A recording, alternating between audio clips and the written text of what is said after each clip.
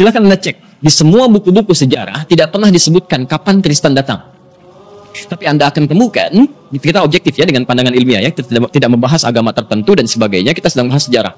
Anda akan lihat sejarah Islam datang ke Nusantara. Sejarah Hindu ada di Nusantara. Sejarah Buddha ada di Nusantara. Tapi tidak pernah ada buku sampai hari ini membahas kapan Kristen datang ke Nusantara. Sampai muncul saat ini. Ya. Nanti ada pertanyaan besar, nanti kita akan temukan di akhir. Nah, sekarang kalau pertanyaannya, kapan Kristen ada? Ya? Kemudian, pelan-pelan, apakah hanya 3 atau 4 ini saja kepercayaan yang muncul? Benar. Jadi, saat hidup dalam keadaan 90% Muslim, ada Hindunya, ada Buddhanya, ada animismenya, ternyata merdeka Nusantara, nggak ada masalah. Artinya apa? Artinya, mohon maaf, ketika umat Islam mendominasi dalam skup kerajaan, pemerintahan, dan sebagainya, keamanan, kedamaian itu luar biasa, nggak ada masalah. Nggak ada ribut-ribut, ya. Dengan Hindu kompak, dengan Buddha kompak, nggak ada masalah, silahkan cek. Jangankan yang di Nusantara, yang di Goa saja, ya, di Goa, Kekaisaran Sultan Mahmud, yaitu yang kompak dengan, maaf, arah ke India, ada Buddhanya, itu perdagangan biasa, nggak ada masalah. Ya, saling terbuka saja, saling menghormati antar kepercayaan, dan bisa nyaman, ya, dalam kehidupan bermasyarakat. Yang jadi persoalan ketika datang Portugis tahun 1511. Pertanyaan pertama, jangan berhenti sampai Portugis. Ini siapa Portugis ini? Dari mana mereka bisa datang? Siapa yang menyuruh mereka datang ke sini? Dapat dari mana informasinya? Nah, kita telusuri dulu sampai kita ketemu nanti aspek-aspek yang menjadikan banyak hal yang nanti berpengaruh dalam kehidupan berbangsa dan bertanah air kita sampai hari ini. Portugis datang tahun 1511. Itu bukan tiba-tiba datang, Bapak Ibu sekalian. Itu ada asal-muasalnya. Ya. Dimulai dari tahun 1494 terjadi satu perjanjian yang disebut dengan perjanjian Tordesillas. Ya, Tordesillas.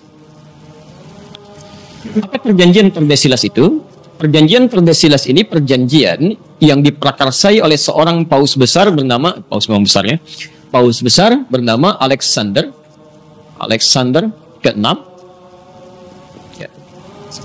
Setelah jatuhnya Granada, ya, jatuhnya Granada dalam kekuasaan Muslim di Andalusia dengan bersatunya Raja Ferdinand dan Ratu Isabella. Keduanya bersatu menaklukkan kerajaan Granada di akhirnya, singkatnya habis Islam di Spanyol.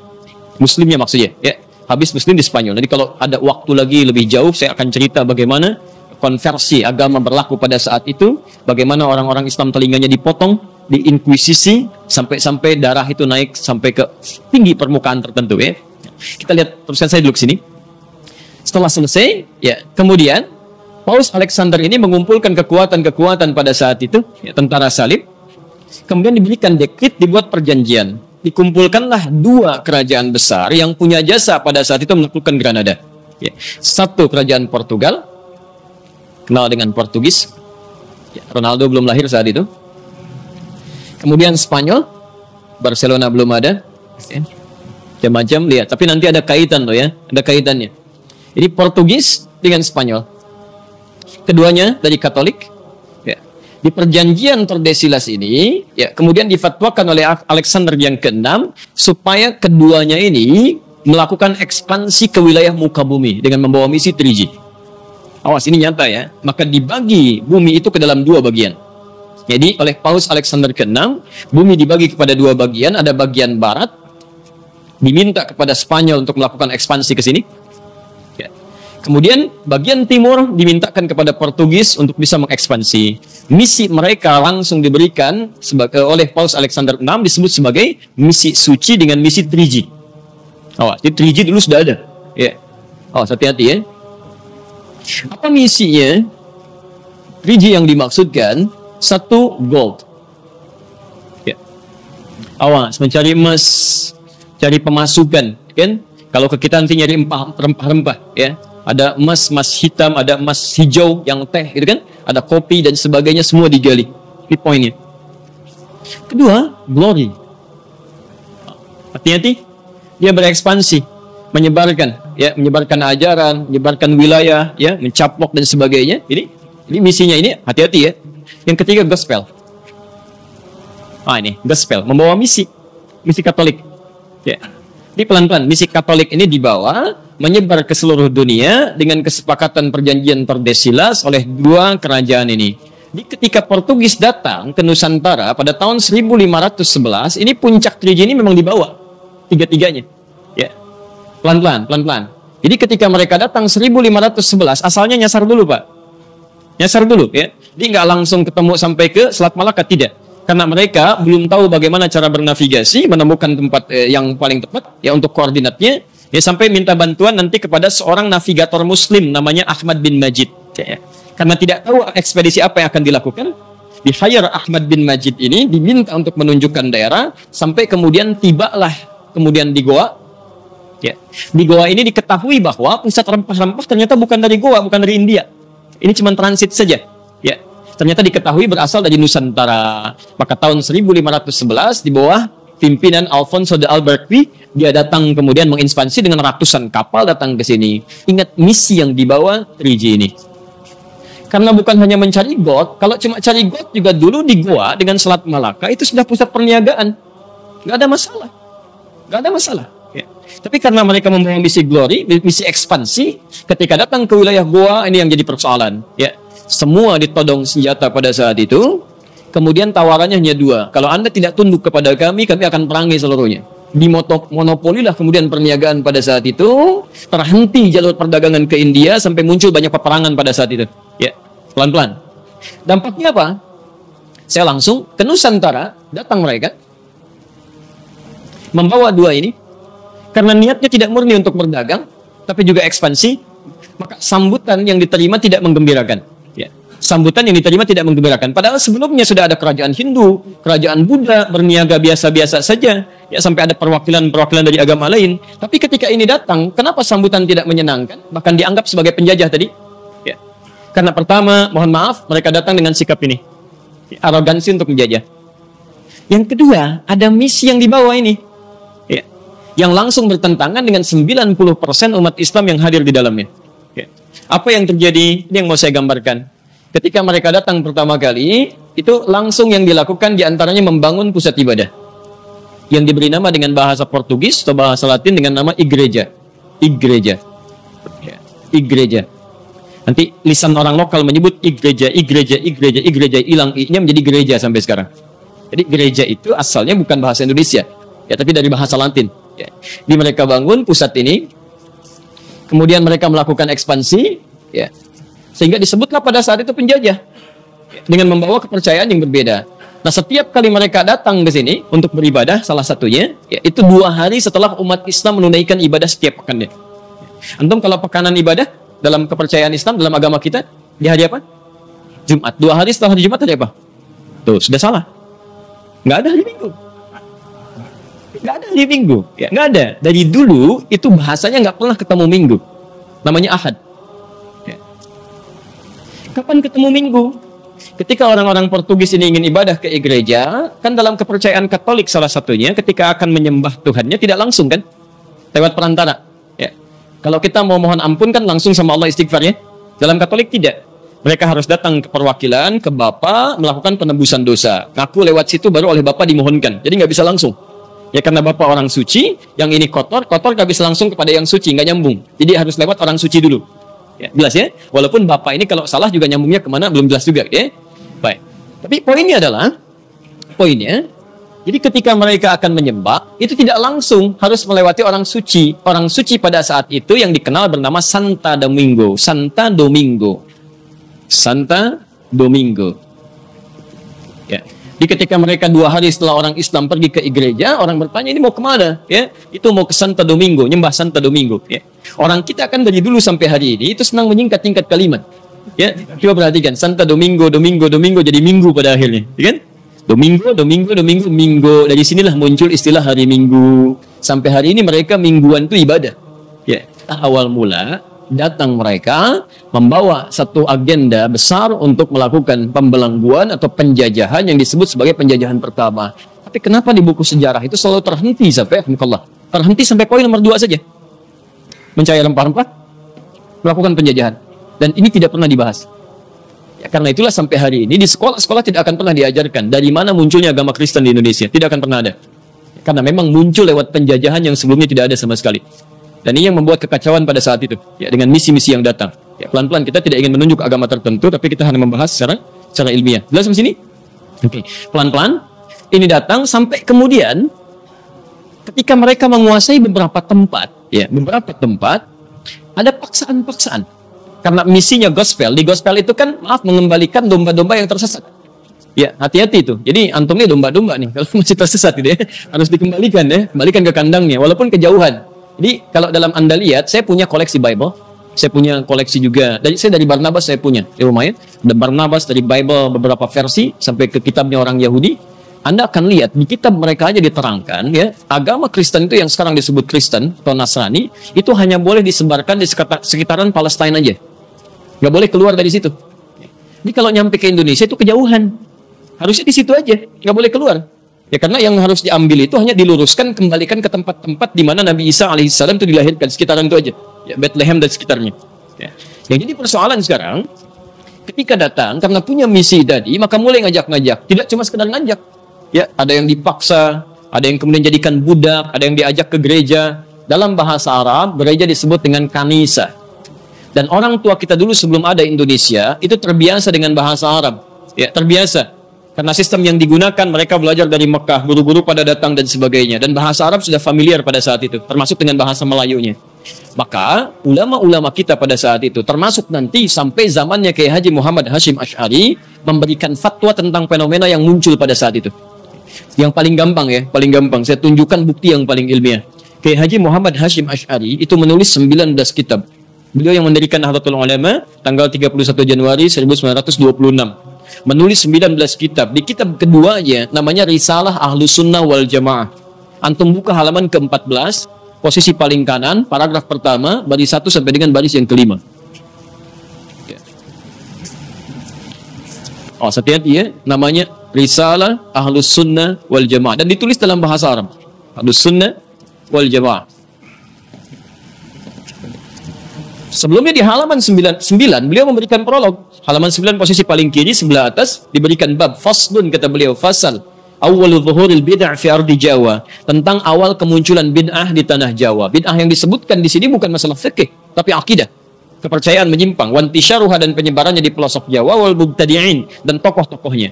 Di halaman ke-14 ya posisi paling kanan paling atas disebutkan, mohon maaf ya, wa minhum, dan diantara mereka ada orang-orang yang ikut-ikutan ke kanisa, ilal kanais, ke gereja. Ada fatwa keluar. Ya, sudah ikut-ikutan. Bahkan kata beliau ya mungkinlah mengenakan pakaian bizayyihim, dengan pakaian-pakaian khas mereka. Ya, ada yang pakai topi, ada macam-macam dan sebagainya. Ada yang di bawah. Itu langsung diberikan fatwa. Kata beliau dengan sangat tegas sekali kalimatnya. Sangat tegas ya. Itu tidak diperkenankan, kata beliau, haram dan menyerupai orang kafir. Keluar fatwanya. Ya. Nah, ini maksud saya ingin sampaikan bahwa ulama-ulama yang merespon nanti ketika melawan penjajahan ini, motifnya bukan hanya sekedar ingin mengambil makna nasionalisme, bukan. Ya. Orientasi para ulama dulu selain ingin mendapatkan kemerdekaan, tapi poin utamanya untuk ibadah. Karena Allah. Ingat, masih ingat perbedaan dulu yang saya sampaikan? Beda orang Islam dengan non-Muslim, semua aktivitasnya mesti menjadi ibadah. Makannya ibadah, minumnya ibadah. Termasuk para ulama dulu motivasinya menyerang orang ini, mempertahankan izzah, itu bukan cuma sekedar membela sampai menghadirkan Indonesia, bukan. Tapi motivasinya bagaimana beribadah kepada Allah Subhanahu wa taala. Karena itu akidah dia jaga, kan, perjuangan fisik dia kemudian lakukan, dan seterusnya. Sampai kemudian datanglah persaingan. Ya. Mulanya datang Prancis, sampai kemudian Spanyol yang paling kuat. Hati-hati, materinya sangat penting ya. Ya, sangat penting. Saking pentingnya nggak bisa dihapus tuh, agak susah. Ya. Baik. 1521 Miguel Hans ya datang membawa pasukan Spanyol. Pasukan Spanyol tadi masih ingat ditugaskan kemana? Oleh Alexander ke barat. Cuman di barat gak ada apa-apa, kosong. Ya, Amerika belum ditemukan, gak ada macam-macam, kosong. Jadi dia merasa gak ada sesuatu yang didapatkan. Akhirnya melihat perkembangan Alfonso yang ada di timur, kok bagus nih, prospeknya bagus, maka diikuti. Maka dia masuk lewat Kepulauan Sulu yang sekarang bagian Filipina bagian selatan itu. Ya, pada tahun 1521. Filipina juga dulu Muslim. Ya, antum harus tahu artinya Mindanao itu apa. Ya, ada Mindanao, Islamabad. Orang cuma tahu kalimat-kalimat apa, Istanbul. Itu kan kota Islam. Ya, kota Islam Madani, kan? Jadi kerajaan-kerajaan Islam itu sudah berkembang di sekitaran-sekitaran itu. Ya, Spanyol masuk, kan? kemudian melakukan penjajahan di situ. Nah ini Portugis merasa ada ancaman, khawatir ada persaingan di situ, maka kemudian dia membuat benteng-benteng di sekitaran tepian pantai, termasuk juga benteng daerah Sunda Kelapa. Maka dibangunlah kemudian benteng besar di situ, kan? Di kisaran tahun 1521 ketika dia datang, Alfonso datang, ya, pelan-pelan. Magellan langsung saya datang ke sini, 1521 mereka bangun kemudian benteng besar di Sunda Kelapa. Sekarang Sunda Kelapa daerah mana? Jakarta. Tahu dari mana Jakarta? Dulu Jakarta nggak ada. Jakarta nggak ada. Disebutnya Sunda Kelapa. Ya, dalam proses itu kemudian apa yang terjadi? Karena sudah mulai datang ke daerah sini, pelan-pelan ya, pelan-pelan. Membawa misi-misi yang tadi juga, orang dipaksa bikin benteng, akidah sudah dihancurkan, merampas macam-macam. Maka kalau Anda baca sejarah, daerah Sunda Kelapa ini bukankah perpanjangan dari mulai ke Banten sampai ke Cirebon, sampai Pajajaran kan? Baik, penguasa saat itu siapa? Hati-hati. Kekuasaan pada saat itu bukan cuma Siliwangi, cucunya yang pegang. Ya, Prabu Siliwangi kan nama aslinya Pamanah Rasa, kan? Pamanah Rasa itu menikah dengan siapa? Itu mata yang dibaca. Jadi Prabu Siliwangi itu namanya Pamanah Rasa. Dia penguasa kerajaan Pajajaran sampai luar biasa luas kekuasaannya ya, dari ujung wilayah Banten sampai ke Ciamis sana sampai nyebrang lagi hampir ke Jawa ke sana. Ya, itu Masya Allah. Beliau seorang Hindu asalnya. Tapi ketika kemudian melihat-lihat ya keadaan-keadaan wilayahnya sampai ke daerah Karawang, ditemukan seorang perempuan cantik luar biasa, bersih, tertutup auratnya, beda dengan perempuan Hindu yang lainnya. Ya, siapa dia? Dikenal dengan Nyai Subang Larang. Sedang membacakan ayat-ayat yang tidak pernah dengar sebelumnya. Ya, ternyata sedang baca Quran. Nyai Subang Larang itu murid seorang syekh besar yang baru pulang dari Mekah. Mekah disebut dengan Ummul Qura, dikenal dengan Syekh Qura. Syekh Qura itu nama aslinya Syekh Hasanuddin. Belajar dari situ, ketika melihat jatuh cinta ingin menikah. Disyaratkan kalau ingin menikah dengan saya, Anda harus masuk Islam. Masya Allah, ibu deh ya. Ibu seorang perempuan, ditaksir seorang raja, gitu kan? Yang apa saja bisa dilakukan, tapi dia dengan imannya bisa mengatakan, kalau ingin nikah dengan saya, masuk Islam. Terbayang nggak? Ya? Ada raja, punya kekuasaan, datang ke rakyatnya, kata rakyatnya, mau nikah dengan saya, masuk Islam. Bagaimana iman itu bisa dipegang dengan kuat? Ya. Maka saya persingkat, menikah dengan Nyai Subang Larang, dia masuk Islam, punya anak, tahun 1423, lahir anak pertama, diberi nama Walang Sungsang. Ya. Walang Sungsang. Itu dulu biasanya orang-orang dulu, itu memberi nama anak-anaknya sebagian dari pengaruh animisme dengan nama-nama binatang. Ya, persis di tahun-tahun jahiliyah dulu kan. Ada yang diberi nama Khimar, Usama, kan? Asad itu kan si singa, si keledai, macam-macam dan sebagainya. Oke? Oke, 1426 lahir adiknya perempuan diberi nama Rara Santang. Rara Santang. 1426. Kemudian 1427 tahun kemudian lahir lagi adiknya bernama Raja Sengara. Raja ya, Sengara. Baik. Begitu lahir langsung melotot mungkin ya, agak sengar. 1427. Nah, yang lebih singkat lagi kemudian ini seluruhnya masuk Islam. Ketika masuk Islam kemudian hijrah ke Mekah untuk berhaji, Walang Sungsang dengan adiknya dulu Rara Santang ini tinggal. Ya, ketika hijrah ke Mekah itulah berganti nama, Walang Sungsang berubah menjadi Abdullah Iman. Abdullah Iman. Sementara Rara Santang berubah nama menjadi Syarifah Mudaim. Syarifah Mudaim. Ini Syarifah, yang ini Abdullah Ibn. Kadar Allah ketika selesai menunaikan haji, saat akan berangkat berkemas pulang, bertemulah kemudian di perjalanan dengan seorang pemuda tampan berasal dari Mesir, namanya Syarif Abdullah. Syarif Abdullah ini siapa? Syarif Abdullah ini ternyata satu di antara dua anaknya, salah satu ulama besar yang sedang mendakwahkan Islam di Nusantara, dikenal dengan Wali Songo. Ada yang dari Mesir namanya Ahmad Jumadil Kubra. Ahmad Jumadil Kubra punya dua orang anak. Satu yang ada di Nusantara di bawah bernama Maulana Ishaq. Dari Maulana Ishaq ini nanti turun Kiai Haji Ahmad Dahlan dengan Kiai Haji Muhammad Hashim Asy'ari. Ya, nanti kita di akhir kalau mau bacakan nasabnya. Kemudian dari satu lagi bernama Syarif Abdullah yang tidak diajak ke Nusantara, tapi sedang sibuk kemudian dia belajar sampai menunaikan haji ke Mekah. Di Mekah inilah bertemu dengan Syarifah Mudaim, jatuh cinta ke sini, minta izin menikah, dinikahkan kemudian oleh kakaknya, diboyong ke Mesir. Di Mesirlah berumah tangga sampai selama 20 tahun, lahir anak diberi nama Syarif Hidayatullah. Dialah yang belajar nanti di Mesir sampai ke Ibnu Athaillah As-Sakandari dan sebagainya. Ketika selesai itu pulang, ini Abdullah Iman pulang duluan, diberikan wilayah oleh Prabu Siliwangi dikenal dengan Pamanah Rasa, sampai singkatnya dikenal dengan Cirebon sekarang. Dulunya Lemah Wungkuk. Ya, cuma dia satukan, ada dua riwayat di situ, ada orang yang senang mengambil udang-udang Rebon itu, ya. sehingga dicampur dengan air disebut dengan Cirebon.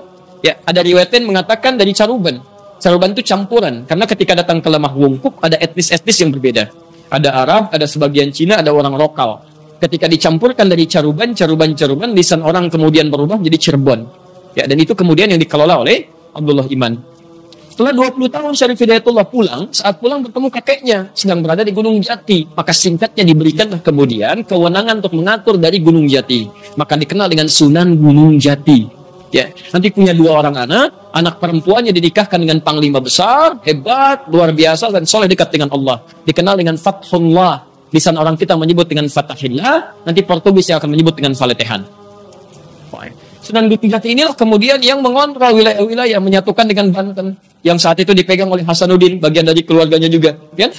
Nah, ketika melihat Portugis masuk ke sini, sudah mulai mengacau, termasuk ke akidah dan sebagainya, maka diutuslah Fathullah atau Fatahillah, atau yang disebut dengan Faletehan, untuk bisa mengimbangi, bahkan bisa menghancurkan dan melepaskan Sunda Kelapa dari jajahan Portugis. Singkatnya pada tanggal 22 Ramadan 933 Hijrah bertepatan dengan 22 Juni 1527 25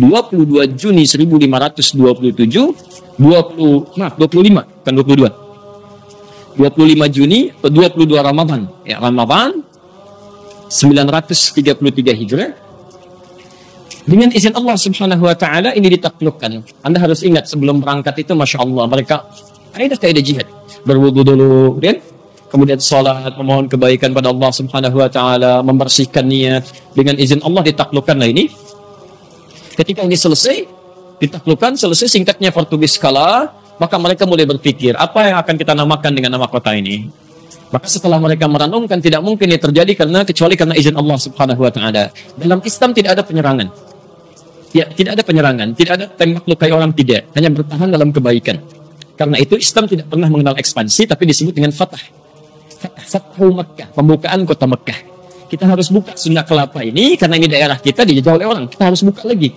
Ya, maka di Quran ada surah Al-Fatah, surah ke-48. Terinspirasi dari situ, ayat pertamanya, Inna fatahna laka fathan mubina. Terenungkan dari sini, tidak mungkin kalau dengan izin Allah kita mendapati Fatah ini. Maka diberi namalah kemudian, nama Sunda Kelapa ini dengan Fathan Mubina.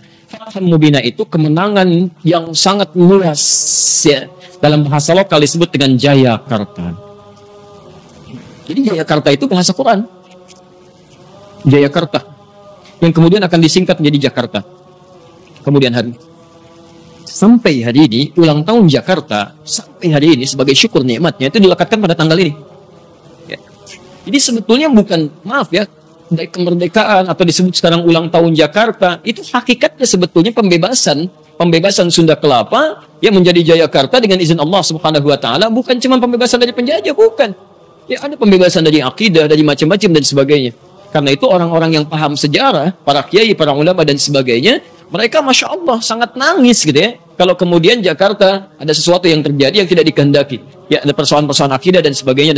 Itu turunan yang lain. Saya tidak mau bicara lebih jauh ya. Baik. Nah, saya mau turunkan ke sini pelan-pelan.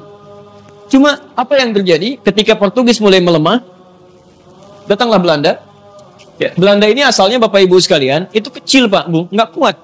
Dia itu Protestan. Ya, Protestan. Jadi kalau Portugis itu Katolik, ya, kemudian Spanyol Katolik, Prancis Katolik, kalau Belanda itu Protestan. Asalnya Belanda ini cuma punya tugas untuk menyalurkan rempah-rempah yang telah didapatkan oleh Portugis untuk disalurkan ke Eropa bagian utara. Hanya nanti dalam satu perjanjian di kisaran tahun 1638 ada satu perjanjian, ya. Perjanjian ini nanti membebaskan mereka ya dari jajahan Prancis pada saat itu, ya, dan Spanyol. Jadi Belanda itu pernah dijajah Spanyol, Pak. Bu. Ya, pernah dijajah Spanyol. Jadi Protestan dijajah oleh Katolik. Ya, di Katolik menginginkan gak ada Protestan di wilayah itu, sementara Protestan bertahan dari penjajahan Katolik pada saat itu. Ya. Nah, ketika ada perjanjian ini, maka disepakati semua mesti mundur, ya kan?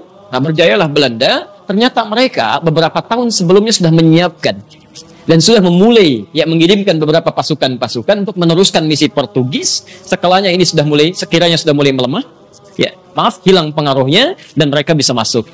Maka secara singkat tahun 1619 sebelum terjadinya ini itu sudah dikirimkan beberapa pasukan-pasukan masuk ke wilayah sini yang mereka ganti namanya menjadi Batavia dan kemudian mendirikan VOC ya, untuk syarikat dagangnya. Nah, dimulai dari situlah kemudian Belanda datang tapi tidak menghilangkan misi 3G-nya. Yang mau saya sampaikan saya dengan cepat. Nah, ternyata di sini yang pertama kali menyikapi itu bukan kepercayaan agama lain. Orang Islam, Pak. Muslim.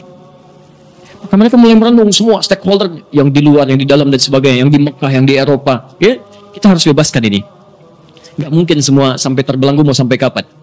Dan tidak mungkin kita bisa melawan mereka dengan persenjataan yang sangat canggih, kekuatan yang sangat lengkap dan sebagainya, kecuali dengan yang lebih canggih lagi. Dengan yang lebih hebat lagi. Tidak ada selain Allah Subhanahu wa Ta'ala. Maka mereka mulai mengeluarkan sirah-sirah Nabi SAW, bagaimana perjuangan-perjuangan Nabi dan seterusnya. Saya dengan cepat karena waktu kita hanya tinggal 5 menit lagi. Mohon maaf kalau ada gambaran lebih cepat tadi ya. Kemudian dibentuklah gerakan-gerakan yang sangat sistematis luar biasa. Maka kita mulai. Pertama, daerah sekitaran Jakarta, Tanah Abang, tetangga antum tuh. Ya. Maka para sayyid pada saat itu, ya tokoh-tokoh Arab dikenal dengan sayyid. Ada yang bernama Sayyid Al-Fakhir Abdurrahman bin Al-Mashhur. Ada yang bernama Syahid Muhammad bin Abdullah bin Shihab. Ada yang bernama Syahid bin Ahmad bin Shihab. Mendirikan satu perkumpulan untuk meningkatkan kualitas pendidikan pribumi pada saat itu. Khususnya yang Islam. Khususnya yang Islam. Karena paham ini penjajahan nih. Ini orang mau membelenggu kita. Ya. Maka diberi nama dengan Jami'atul Khair. Jami'atul Khair. Didirikan 13 Jumadal Ula. 13 Jumadal Ula. Ya, bulan yang kelima tahun 1333 Hijrah. 1223 maaf, 1223. Ya, atau di tanggal 27 Juli ya, tahun 1905 Masehi. Ya. Jami'atul Khair maka didirikan ya, di bawah guru-guru ya, termasuk dari luar. Sampai kemudian alhamdulillah didapatkan seorang guru besar bernama Syekh Ahmad Syurkati. Ya. Syekh Ahmad Syurkati ini seorang guru besar, seorang tokoh, belajar sedang di Mekah tahun 1911. Ini orang Sudan, di-hire mau datang ke Nusantara mengajar anak-anak kita. Di antara yang diajar itu nanti ada Kiai Haji Ahmad Dahlan, ada tokoh-tokoh yang lainnya dan sebagainya. Syurkati dari bahasa Sudan, syur artinya kitab, katiatnya banyak. Yang punya banyak penguasaan kitab, termasuk ayahandanya banyak menguasai kitab. Ya, maka itulah yang mulai mendidik. Ya, bagaimana caranya nanti muncul tokoh-tokoh di masa depan yang akan belajar dengan tingkat intelektualitas paling tinggi. Belanda yang merasakan ini ada tantangan di sini, ini berbahaya ini kalau dibiarkan. Ya, tapi tidak mungkin dihancurkan seketika. Kenapa? Karena pengaruhnya luas. Ya, pengaruhnya banyak sekali. Maka yang paling gampang adalah dibuat saingan supaya dipecah ini. Dibangunlah dari orang lokal, ditunjuk seseorang, ditokohkan dia, singkatnya bagaimana membuat ini padam. Maka dibuatlah persaingan di tanggal 20 Mei 1908. Maka dibuat satu nama baru, uniknya begini, ini Belanda ini sampai begini cara berpikirnya. Buat aja nama yang sama, supaya meningkatkan nasionalisme, ya, maksudnya kesuku-sukuan pada saat itu. Jami'atul Khair, ya, dalam bahasa lokal, jamaah kebaikan. Ya. Dalam bahasa Jawa disebut dengan Budi Utomo. Maka didirikanlah satu organisasi bernama Budi Utomo, tahun 1908. Dengan tokohnya bernama Dr. Sutomo yang sebetulnya bukan nama aslinya. Aslinya Dr. Subroto, kemudian berubah menjadi Dr. Sutomo. Oke? Di Bong Tomo itu kemudian dipilih, ditetapkan, sebetulnya asalnya itu bikinan Belanda. Atas usulan dari Praja Serang yang pada saat itu diusulkan harus dibikin seperti ini. Ya, jadi dibuatlah, ini akan menggemparkan barangkali sebagian informasi yang muncul. Tapi nanti saya tunjukkan di mana informasi ini berada dengan bukti yang sangat ilmiah. Maka diciptakan ini untuk menghambat perkembangan Jami'atul Khair, termasuk menghilangkan isu-isu nasionalisme untuk membentuk kesatuan kemerdekaan. Maka setiap turunan dari sini muncul 1911 ya. Kemudian syarikat Islam, asalnya Syarikat Dagang Islam, dipelopori oleh Kiai Haji Samanhudi. Yang diteruskan nanti kemudian dengan munculnya HOS Cokro Aminoto. Asalnya Cokro Aminoto, cuman setelah menunaikan haji, Umar Said tambah haji. Haji Umar Said Cokro Aminoto. Ya. Jadi secara bersamaan ada yang di Jakarta, ada yang di Surakarta Samanhudi, ada yang di Surabaya, HOS Cokro Aminoto. Ya? Ini semua bergerak bersamaan dan sekali lagi takut Belanda. Takut ini kalau berkembang luas di bahaya pergerakan ekonomi ini. Dikhawatirkan seperti terjadi revolusi Cina yang terjadi tahun 1911 diprakarsai oleh Dr. Sun Yat-sen. Ya, mereka bisa berhasil karena ditopang oleh Cina Muslim, Pak. Ya, Cina itu dulu ya. Cuma sekarang sejarahnya dirubah. Kalau antum lihat film-film revolusi Cina itu, ya, itu yang ada Donnie Yen dan sebagainya, gitu kan? Yang kemarin beberapa pekan lalu ditayangkan itu sudah berubah itu. Ini tampilkan baratnya, ya bukan sisi kebaikannya. Nah, ini mereka khawatir, maka dibuatlah saingan Syarikat Dagang Islamia. Ya. Jadi yang ini dibuat Budi Utomo, yang sana dibuat Syarikat Dagang Islamia. Tapi ternyata dengan izin Allah, siapa yang tulus itu yang langgeng. Ini langgeng, yang dua tadi hancur. Coba antum bisa nggak temukan sampai sekarang? Saya mohon maaf ya, alumni dari sini, Jamiatul Khair, Kiai Haji Ahmad Dahlan, bisa mendirikan Muhammadiyah. Berapa sekolah yang telah beliau bangun? Sampai hari ini. Universitasnya, rumah sakitnya, segala ini kan dari sini. Sampai mendirikan Muhammadiyah itu pada tanggal berapa? 8 Zulhijjah 1330 Masehi, 18 November 1912, ya. 1330 Hijriah, 1912 Masehi. Baik, itu sampai sekarang ada. Tapi apakah saya mau tanya, antum pernah dengar nggak sampai sekarang sekolah Bung Tomo? Ormas dan sebagainya nggak ada, karena itu bikinan. Dan yang paling menarik dalam setiap konferensi Yong Java dan sebagainya itu selalu mengatakan tidak boleh ada persatuan, tidak ada bangsa Indonesia. Kalimat bangsa Indonesia itu dibawa oleh orang-orang alumni sini. Dan termasuk yang paling menarik, salah satu muridnya Haji Omar Said Cokroaminoto adalah Insinyur Soekarno. Itu yang dilihat oleh Soekarno, dilihat oleh Cokroaminoto, bagaimana cara berorasi, bagaimana cara memetakan dan sebagainya, sampai dengan singkatnya diraihlah kemerdekaan itu. Tidak banyak orang tahu bahwa Jalan Pegangsaan Timur nomor 56 itu ketika akan melakukan satu hal yang sangat dicatat dalam sejarah yang disebut dengan proklamasi itu, rumah itu diwakafkan oleh orang Islam, orang Arab, keturunan Yaman. Yang kemudian oleh Bung Karno diberikan penghargaan, langsung nulis surat langsung ditandatangani oleh beliau sendiri. Itu orang Islam yang punya. Yang sekarang menjadi Gedung Merdeka itu ya, seterusnya. Itu orang Islam yang punya. Diwakafkan sampai diberikan madu Bung Karno sebelum beliau proklamasi dan setelahnya. Ya. Jadi kalau Anda bertanya kemudian, bagaimana sikap seorang Muslim dalam menyikapi kemerdekaan ini, kita kembalikan. Ya. Dalam merdeka itu kan tidak diraih. Mohon maaf ya, bukan dengan perjuangan semata. Kalau berjuang banyak yang berjuang. Tapi ketika mereka berjuang tidak dapat apa-apa. Mereka berjuang dengan kalimat tauhid. Saya mau tunjukkan cepat. Antum pernah lihat nggak? Pernah dengar? Ketika Insinyur Soekarno, Bung Hatta dan sebagainya ditahan oleh Belanda di sana Yogyakarta, kemudian dibuang sampai ke Bangka. Siapa yang berjuang? Yang berjuang siapa? Jenderal Besar Sudirman. Siapa itu Jenderal Besar Sudirman? Hati-hati jangan keliru ke seorang guru. Guru yang disiapkan oleh siapa? Pegawainya. Itu guru sekolah. Yang katanya, Masya Allah, angkat senjata, beliau dengan nama Allah. Dengan keadaan ditandunya separuh-paruhnya dengan berjuang didapatkan sebuah kemenangan dan luar biasa. Pada akhirnya diproklamasikan jadilah Indonesia, kemudian dirumuskan sampai ketemu Pancasila. Pancasila itu yang merumuskan 5 orang. Siapa yang 5 orang ini? Semuanya orang Islam. Semuanya orang Islam. Silakan. Dari mulai bapaknya Gus Dur, ya, Kiai Haji Wahid Hashim. Kemudian nanti ada Ki Bagus Hadikusumo, ada Mr. Kasman Singodimiju. Semuanya orang Islam. Sampai disebutkan dari situ sila pertamanya apa? Ketuhanan yang Maha Esa, dan tidak ada tafsir lain dari ketuhanan yang Maha Esa kecuali kepada Allah Subhanahu wa taala. Jadi intinya seperti orang-orang dulu mendapatkan kemerdekaan dengan kalimat tauhid, dengan kalimat Allahu Akbar, mereka tingkatkan ibadahnya, sholatnya, puasanya, macam-macamnya, maka seharusnya kita dalam mengisi makna kemerdekaan ini khusus bagi seorang muslim adalah dengan meningkatkan ketakwaan dan ibadahnya kepada Allah Subhanahu wa taala. Barangkali itu yang ditunggu oleh Allah supaya orang Islam ini di Indonesia banyak-banyak tobat, banyak ibadah dengan baik, memperbaiki semua kehidupannya, dan insya Allah akan diturunkan keberkahan dan solusi-solusi oleh Allah Subhanahu wa taala dari kesulitan yang mendera kita sampai saat ini. Saya tutup dengan janji saya tadi menyampaikan nasab Kiai Haji Muhammad Hashim Asy'ari bin Abdul Wahid bin Abdul Halim. Abdul Halim nama asli Pangeran Bendawa, rahimahullah, dikenal dengan Sultan Hariwijaya. Nama lainnya Joko Tingkir bin Abdul Rahman bin Abdul Fattah bin Abdul Aziz bin Raden Ainul Yakin. Raden Ainul Yakin itu dikenal dengan Maulana Ishaq. Di Maulana Ishaq inilah bertemu nasabnya dengan Kiai Haji Ahmad Dahlan yang nama aslinya Muhammad Darwish. Kemudian beliau bersaudara dengan Muhammad Hashim Asy'ari, belajar ke Kiai Haji Soleh Darat di Semarang. Dilihat sebagai dua murid yang sangat brilian, mudah memahami persoalan, langsung dikirim ke Mekah, belajar pada Syekh Ahmad Khatib.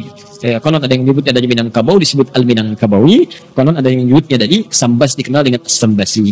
Ketika pulang diganti namanya Muhammad Darwish menjadi Ahmad Dahlan. Bin Kiai Haji Abu Bakar, bin Kiai Haji Ilyas, bin Kiai Sulaiman, bin Kiai Murtado, bin Demang Jurang Guru Kapindo, bin Demang Jurang Guru Sapisan, bin Kiai Gerbek, bin Maulana Ishaq. Siapa Maulana Ishaq ini? Tadi anaknya Ahmad Jumadil Kubra. Anaknya Ahmad Jumadil Al-Kabir, anak Ali Zainal Abidin, anak Ali Zainal Al-Kabir, keturunan dari Husain, Husain adiknya Hasan, Hasan putranya Ali bin Abi Thalib, suaminya Fatimah, Fatimah putri Muhammad SAW bin Abdullah bin Abdul Muttalib, bin Hashim, bin Abdul Manaf, bin Qusay, bin Murrah, bin Kilab, bin Ka'ab, bin Ghalib, bin Fihr, bin Malik, bin Nadar, bin Kinana, bin Khuzaimah, bin Mudrikah, bin Ilyas alaihissalam, bin Nizar, bin Mudar, bin Ma'ad, bin Adnan, bin Addi, bin Adri, bin Muqawwam, bin Nahur, bin Tari, bin Ya'rub, bin Yasjub, bin Nabit, bin Ismail alaihissalam, bin Ibrahim alaihissalam, bin Azar atau bin Nahur, bin Abil, bin Kinan, bin Al-Fakhshad, bin Sam, bin Nuh alaihissalam, bin Mikhlail, bin Matusyalah, bin Kinan, bin Anwas, bin Thith, bin Adam alaihissalam. Semuanya jelas, tokoh-tokoh kita jelas, tersambung sampai Nabi Muhammad. Cuman barangkali kita yang belum jelas sampai hari ini.